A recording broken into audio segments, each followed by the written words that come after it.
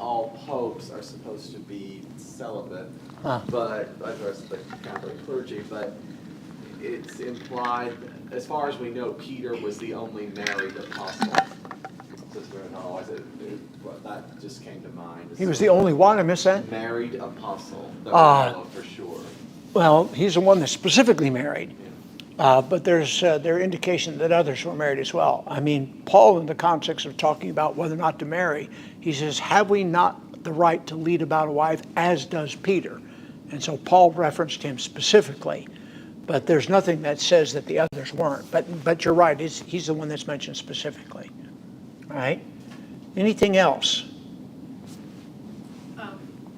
I missed the lesson where you talked about this, but you filled me in.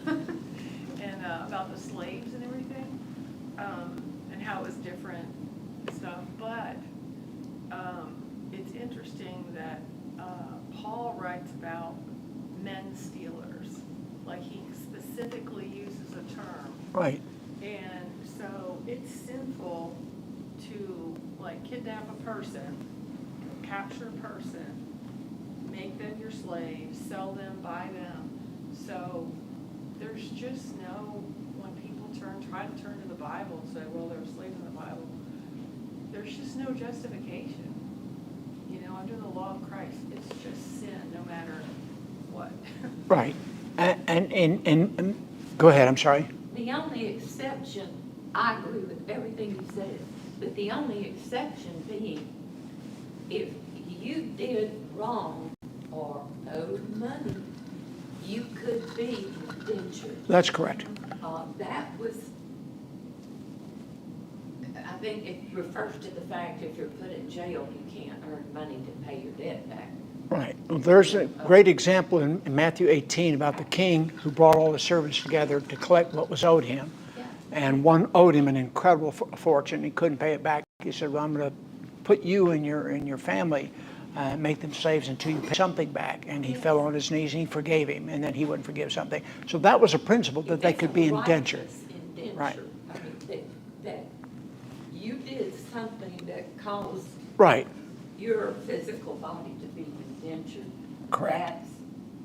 I think it's a totally different thing. Yeah, that's a matter of servitude that wasn't slavery on the scale that we see. So again, I mentioned last time that slavery in the context of the Roman Empire and other places wasn't targeting a group of people based upon ethnicity, where they came from, skin color, or anything like that. It was just anybody and everybody. There were a large percentage, almost 15% of the Roman Empire were servants or slaves in a way because they were captured in defeat of a city or a nation or whatever, and they became servants or slaves that way. They weren't targeted for slavery in the way that we viewed it in the context of our concept of slavery in this country. Totally different. But what was interesting in the context of that was they were expected to demonstrate Christ-likeness even in those situations. So this is from Craig Keener, is a theology professor at Asbury Theological. I think he's still there in Kentucky. And he's written a book called New Testament Background Commentary. And rather than, he's done 2 volumes of it, this is the latest volume. And rather than doing a verse-by-verse commentary, what he does in this particular book, and it's arranged just like a regular commentary, what he does in this book is he talks about the background that lies behind what you see in the text. And so if he introduces a person, he says, oh, this person, here's who he is, here's his biography, here's his narrative, here's what he's known for. If it mentions a town, Bethsaida or Bethphage or any other place, this is the history of this place. So anytime something like that is brought up, he's going into the background. And the reason why I open this is not to look at everything in detail and answer all the questions, but he really emphasizes here's part of the cultural background of the day.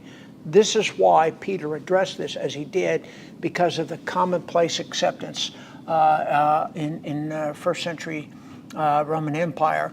And when we read it through our eyes 2,000 years later, we're forgetting that's not the way they read it then. And so as much as we possibly can, it's our task, not just in this passage, but in any passage, read it through the eyes of the people who first read it. For example, and I want to be very careful here, the initial readers of the book of Genesis didn't look at the way we look at Genesis. So we see all kinds of reasonings for the proof of the existence of God and all sorts of scientific reasonings to demonstrate that there is a God. There's nothing inherently wrong with that. But the message of the first readers who saw Genesis saw themselves, because ultimately Genesis is connected to Exodus, Leviticus, Numbers, Deuteronomy, that whole body of literature, those first 5 books, they were at the center of it, is to realize that where they were in their point in history was anticipated by the God who created everything in Genesis chapter 1:1. They were a part of God's divine plan. It wasn't any more complicated than that. I'm not trying to dismiss anything else. But the God who took them out of the land of Egypt was the God who created. The God who took them out of Egypt and was taking them to the land of Canaan was God who made a prophetic promise about the seed of woman in Genesis 3. The God who took them out of the land of Egypt and was taking them to the promised land was the God who made the promise to Abraham, a promise that's being fulfilled by you, people who are contemporaries with Moses, who are hearing these things for the first time when Moses proclaims from the mount the commandments and gives the rest of them. You were part of the grand story that God had planned going all the way back to creation. So that's a different way of looking at it, because we didn't live that. And I wasn't a Jew who heard Moses and the voice of God thundering from the mountain. I wasn't a Jew who saw the manna every day. I wasn't a Jew whose clothes never wore out. I wasn't a Jew who didn't have to gather food on the Sabbath day because it lasted for the next day. They personally experienced all of those things. So when I read through their eyes, or I hear through their ears, if they weren't literate at that time and only hearing these things, it changes the way the text looks. So what I want us to do as much as possible, not just in this context, but in anything we read in Scripture, is to remember I'm 2,000 years removed from what they read. And as much as I possibly can, I need to put myself 2,000 years back into history. All right? So if you are a history buff of any kind, one of the first things that anybody who's going to write a biography of a key individual in the context of American history, European history, or whatever, or write something about a key event, as much as possible, they're going to place you back in that period of time. They're going to try to make you think like you were here then and there. And so if you watch any British historical pieces, they have a lot of things that the setting and the clothing and the language and the dialogue is drawn from historical texts and whatever, and they are reenacting what happened then, but they're trying to make it look like you're here watching this as people who lived then would have been seeing something similar. Of course, it's a reenactment, but that's part of the concept. So what we're going to look at is some of the things that are brought out, and Keener's not the only one that does this. Any good exegetical commentary is going to do the same thing. But he's looking primarily for background. What is going on in the background that causes Peter to write this to these people at this time? Does that make sense? All right? Anything, if it doesn't make sense, you have to tell me. Because I can see heads shake side to side and nod, but I don't hear anything rattling. So you have to speak up. All right? So Peter upholds societal norms. So that first word right there, what does the word norm mean? Common, whatever's accepted. Okay. What's another word that has part of those first letters in it? Normal. Normal. What does normal mean? Average. It's the way things are. Something that's abnormal is different. So normal means there was an accepted set of standards that was accepted. Doesn't say whether it's right or wrong. Well, that's normal for those people. Well, does that mean it was good? No, it was just that's what they did. That's what this particular group of people did at this particular time. So notice it says uphold societal norms. So he's saying this is the way things are in Roman society. And what I want us to do is address what my responsibility is as an inspired writer by the Spirit, talking to Christians, how you engage in societal norms that God didn't sanction. All right, I want to be very careful here. God didn't make the Roman Empire practice the things the Roman Empire practiced. They chose that. All right? And so God allows things to take place in the course of history past history, recent history, right now, future times, God allows things to take place that he didn't necessarily approve of. There's all kinds of things going on in the world today that God lets happen, but he doesn't make it happen. And so Peter is saying, all right, we have to accept that. So the word uphold means we're not going to change society by me writing an inspired letter to Christians. Because first, everybody in the Roman Empire is not going to get it. Caesar's not going to get it. I mean, later in the writings of the last part of the first century, there's dialogues between different emperors and different procurators and kings and other politicos in different parts of the Roman Empire said, hey, we've discovered these people are Christians. What do we do with that? And so they knew Christians existed. But in this particular context, Peter is not writing a letter to the current Caesar saying, hey, we want you to change things because people who are Christians in this setting, slaves and masters, or in this setting, household, whatever, they need to have freedom to do whatever they want. And so he's upholding them. That does not mean he agrees with everything about them. So there's a difference again between allowing and approving. Does that make sense? Well, I want to be very careful. I've seen some people say, well, there's no way in the world this person could do something unless God approved of it. I can find lots of wicked rulers that God let rule that he didn't like, but he let them do that.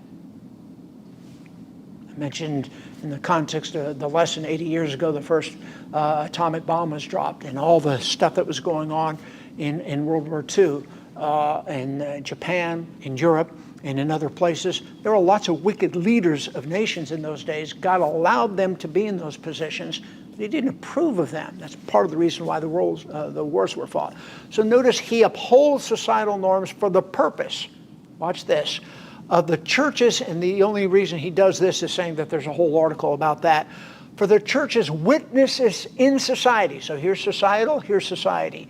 So his whole point is so that they would show sympathy clearly with the woman. And so the way this is presented in the context is Peter siding with the servants versus the masters in the early part of chapter 2. He's siding with the woman. You say, well, why doesn't Peter just get rid of it all? He's not the emperor. He doesn't have that power. But the power he does have by means of the teaching of the Spirit is to encourage Christian women to be the Christians that God wants them to be and change their family dynamic with their husbands first and later their kids and to spread beyond that. All right? So this is not said here, but we're going to see it a little bit. Who do you think most of the Christians were in the first century? They were women. They were women. Anybody want to make any comment about that? Pretty much today, most of them are women too. Boom. Why is that? Because Well, there's not multiple, either death or choice, okay. or All right, I'm going to say one thing and then Jorge's got his hands up. Because men are pig-headed and stubborn. Let me just say that. Oh dear. All right? Did you hear that? Did you hear? I'm serious. he's heard that before. And so, my point is, this was a cultural status thing. And to give up on something, that was a major deal for Paul to be and to move from being an opponent of Jesus to be a follower of Jesus. He had every reason under the sun, from his perspective, to remain a Jew. I was born of the tribe of Benjamin. I was a Pharisee of the Pharisees. I kept the law blameless. If I had anything to brag about, it was everything about what I was. And then he said, I had to give all that up to be a Christian. All right? So there's that issue. All right, Jorge.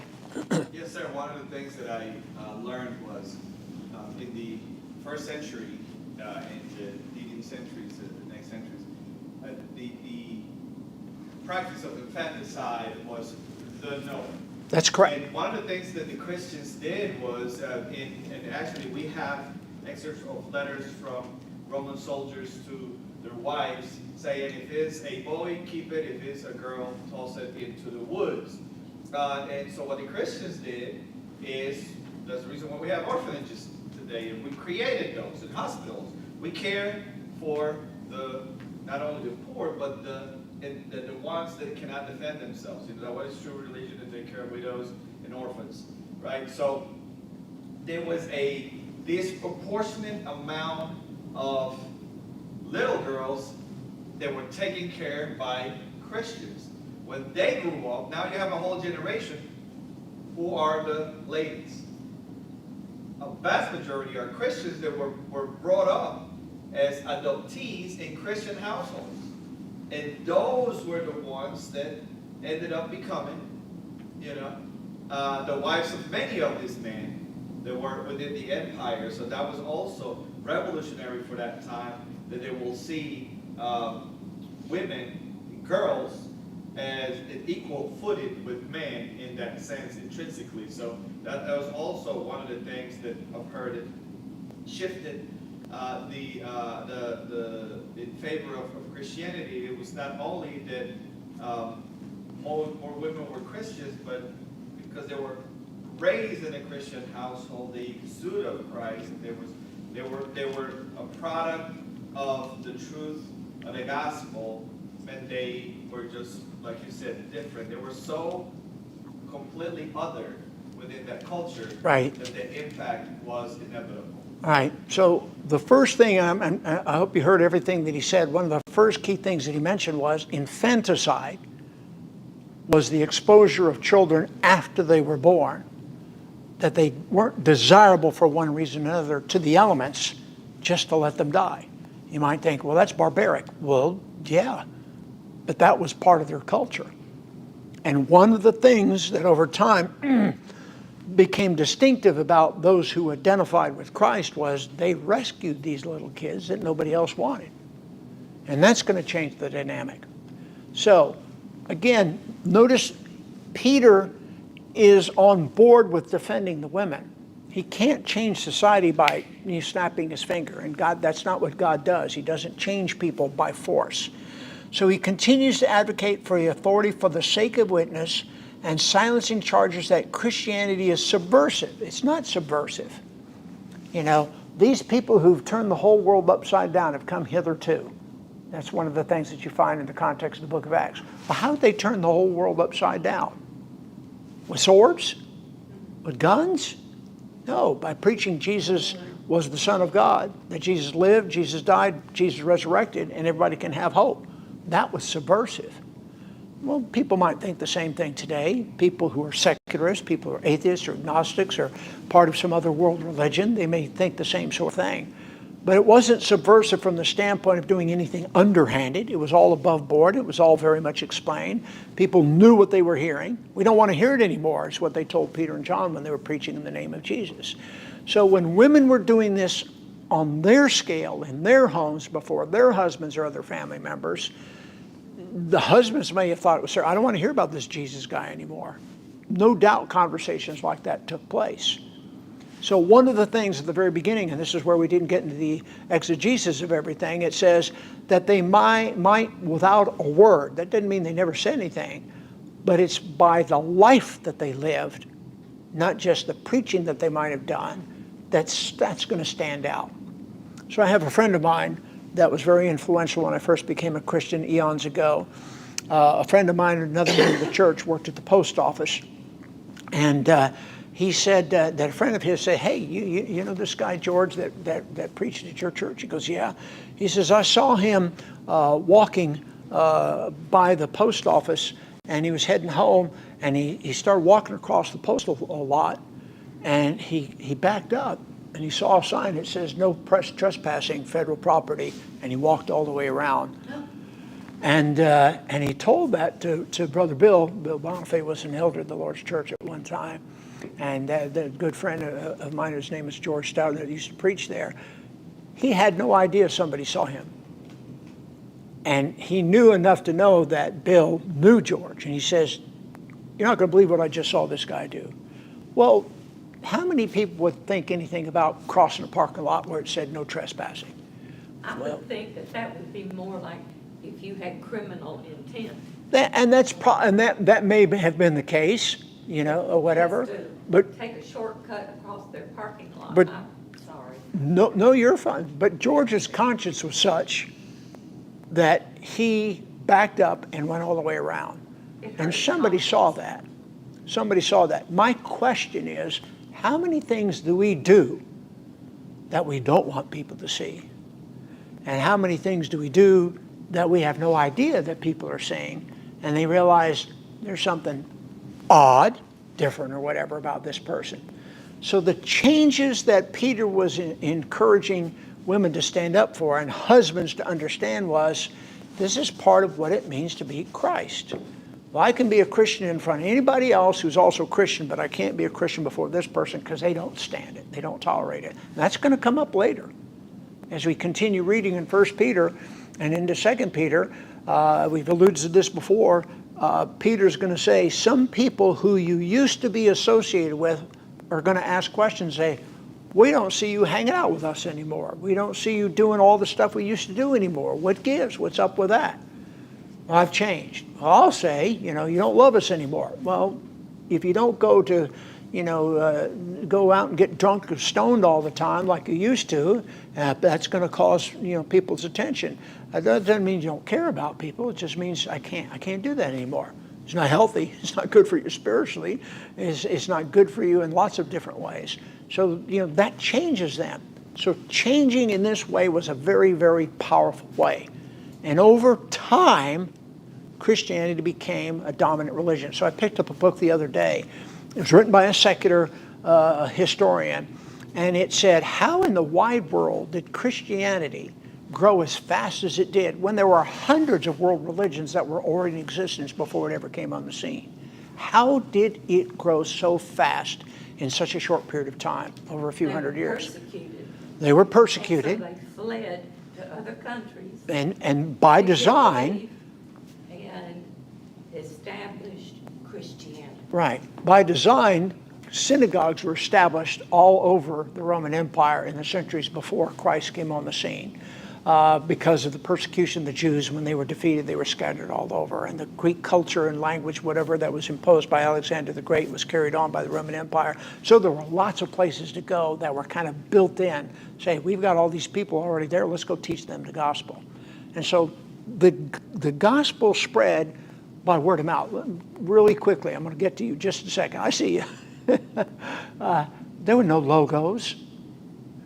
There were no social media ads. There were no newspapers. There was no media. There was no television. There was no radio. It all spread by word of mouth. It spread by word of mouth. With And the it, help of the Holy Spirit. well, granted. But my point is, it happened in a very natural way, the way people find out about anything. Somebody else is talking about it. Go ahead. I'm sorry that took so long. What you were saying about being a Christian, no matter who you're with. And yesterday, I was with my sister and her grandchildren. And next thing I know, the neighbor comes over and she's got a picture of, and they're gonna she's bringing cups. And I'm like, wait a minute, it's 4 of us and you got 4 cups. I know you don't think I'm gonna do this. But she made a comment like, Gina acting like she don't drink. And my sister said, that's no act. Uh-huh. And so, okay, she's paying attention. So things like that people might laugh and joke about, but they noticed it. They noticed it. I remember once when I went to visit somebody, and I forget what the occasion was, and I came in and introduced, and there were other people sitting at the table, and somebody said, oh, this is Jody, he works with the church, and immediately the bottle of beer that was on the table, the guy pulled off and put it down on his said, well, I saw it already, I'm not going to stop you from drinking because, of what I teach and preach, but, people, all of a sudden there was a guilt thing that was going on. You didn't want to be seen doing that. I've seen that before. Evelyn knows this very well. We have members of our family that would go out of their way to make us drink something. What's in this? Oh, don't worry about it. It's okay. You know how many times we heard that kind of line? Say, anytime somebody makes a punch and there's a lot of stuff mixed together, I'm just curious as to what's in there. Don't worry about it. It's okay. So, no, we're not going to do that. So when you've got family members doing that, and they're just, if you can compromise on something like that seems innocent enough to them, they'll think, well, maybe we can get them to do other. Here's our point is to get people to change, to be more like Jesus, rather than getting us to change to be less like Jesus. Amen. All right, there were 2 or 3 hands. Evelyn and... Evelyn, you go ahead. So we have longtime close friends, Linda and Greg. Linda and Greg are both very opinionated, very strong-willed, very hard-headed, and they're both faithful Christians. But when they first met, Linda was not being faithful to the Lord. They moved in together, they lived together for, I'm not sure how long, but then they got married, and then she decided she wanted to, be faithful to God again. And Greg was raised Catholic, I'm not sure how into it he was, but I don't know all the conversations that went on, but I just remember when she went back to the Lord, she told him, you can go to hell if you want to, but I am going to heaven. So I'm sure there were lots of conversations like that, but we witnessed them. They're wonderful people who love each other very much, but like I said, they're both very strong-willed. Well, Greg was not following her example at the time. He was just living his life, and he was okay with her being religious and everything. Maybe he was thinking about it, but there was no obvious change, I think, at this point. One day, someone called Greg, and Linda picked up the phone. Work-related call. Yeah, I think it was his boss or something. And he told Linda, tell him I'm not here. Oh, And she told him he's not here. And then she hung up the phone and she burst into tears. And she said, that was a lie. I am never going to do that again for you. And that was the turning point in his life. It was not her words telling him, you need to obey the Lord or whatever she said. But it was when he saw how her heart, it just stabbed her heart that she had gone along with doing something wrong. And that's when he became a Christian not long after that. That's one of the best examples I've ever seen of this verse, I think. Her conviction was, I made that mistake, I'm never going to make that again. And she didn't. And it changed. He's been preaching the gospel for years now. Yeah, he's been a preacher for a long time. Good man. Ann with an E, you were going to say something. A girl that I went to Lipscomb University with, her mother was a Christian, the father was not. The daughter followed the mother's example and became a faithful Christian in her teens and went to, that's how I got to know her, Christian school. As everybody aged, her father and mother got old.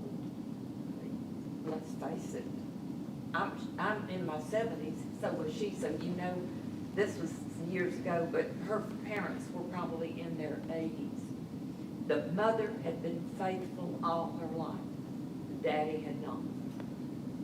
He got diagnosed with a terrible diagnosis, and he was told he only had days, weeks to live. Then, the day before he died, he announced to his wife, I know you've been right all along. I want to be baptized. And that just, like your story, it just touched all of us so much. He waited until the doctor said, you're not going to have any more chances. How lucky he was. He got that one. Yeah. It's like the man in Jesus' story that came at the last hour and worked for an hour. Yes, good example. Yeah. But received the reward. All right, so I'm watching the time. We have a little bit time left. So I mentioned this already, but this point is that the number of women who were obedient to the gospel, as today, was disproportionate. Number of people who became Christians were disproportionately women compared not only Judaism but also New Testament Christianity those days. And so that may have been the same way that applied then. So notice this, like Judaism and other non-Roman religions, Christianity spread faster among wives than husbands. Husbands had more to lose, look at this, socially, from conversion to an unpopular minority religion. So you can drive up and down 85 here and you can see hundreds of different churches of any kind. And they've become accepted because they've been around for so long.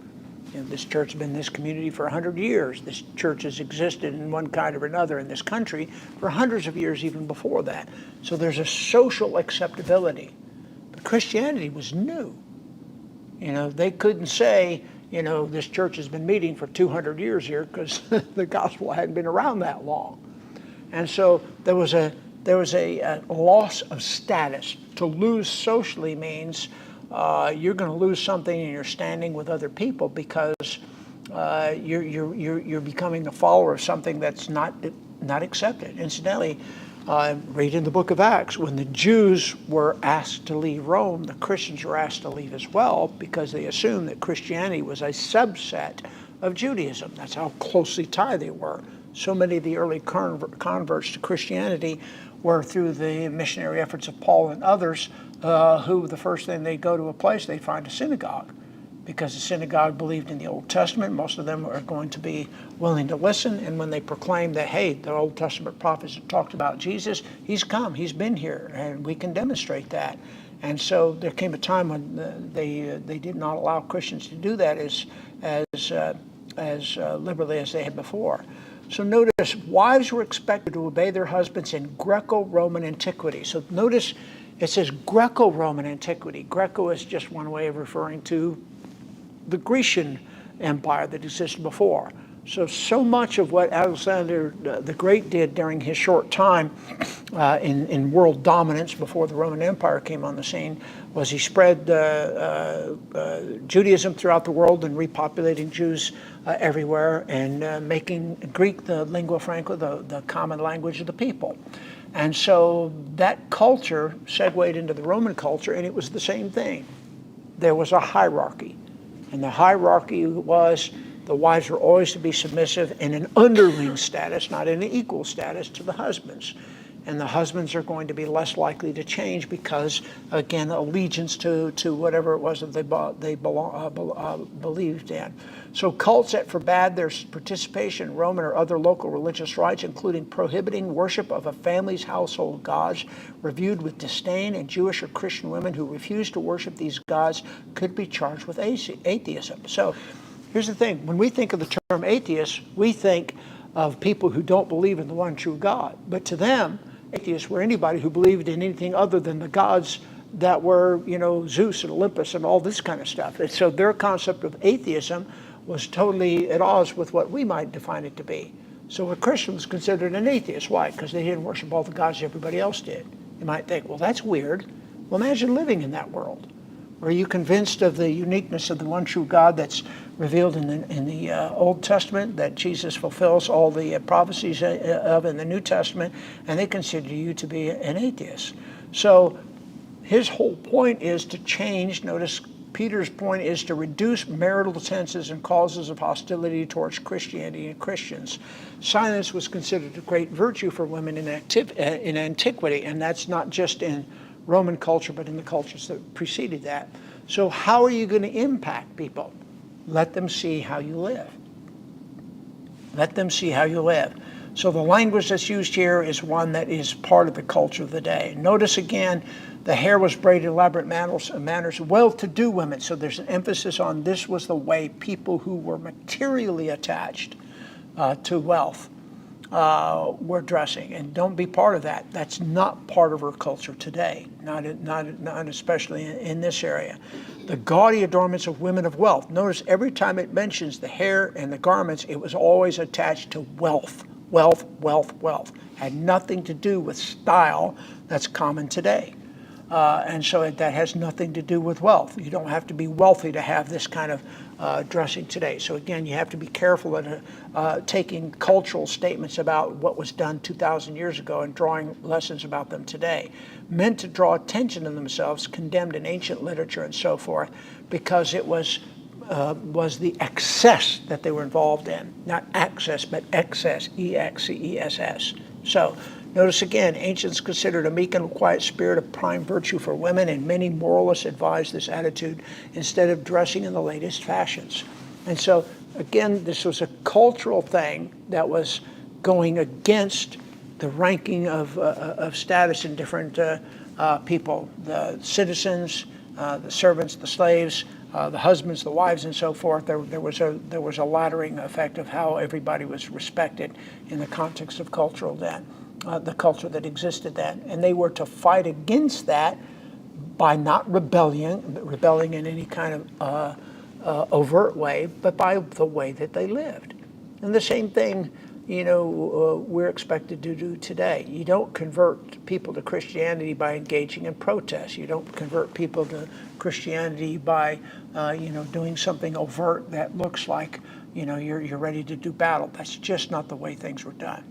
All right, so I don't want to go into all of this, and I can share some of these things later and references to them, just to understand that this was a major problem in the days of Peter throughout the Roman Empire, and it's addressed many times not only in Peter's letters but also in Paul's letters, because Christians were the odd people out. Christianity was unheard of in most of the Roman Empire and most of the world.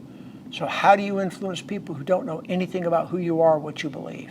Well, it's got to be done slowly, one person at a time. You might say, well, that's not the most effective way to spread things. Well, from God's perspective, it was. That's the way it was to be done. All right, we only have a few minutes left. Any other questions or comments? Let me say this. First, thanks for singing Happy Birthday. Appreciate that. Very quick update. I mentioned this to a couple people, but Evelyn experienced fluid on her lungs as a result of what appears to have been allergic reaction. We did not know that at the time. It was kind of scary for a couple of days, but we're thankful for the medical care that's afforded us in this country. So thanks for everybody that asked about her. Keep Mac in prayer. He's going to have surgery tomorrow, and hope that goes well. And surgery again later in September, you said, correct? I think there was you had an eye procedure that was coming up, correct? Oh, I'm sorry. You had another procedure that was coming up in September, right, Mac? September 8th. September, okay. I just want to mention that. Jorge. Yeah, it was one of the prayers. Leah has a small procedure done Wednesday. So keep her and keep us in their prayers. Okay. All right. We want you to pray for my sister in Michigan. She's having heart problems, breathing problems. Okay. Pray for prayers. Okay. Her name is Lorraine. All right. We'll do that. Then do you have to update me about all these if you remember them? All right. Let's close in prayer. Ray, would you mind leading us in prayer as we dismiss, sir?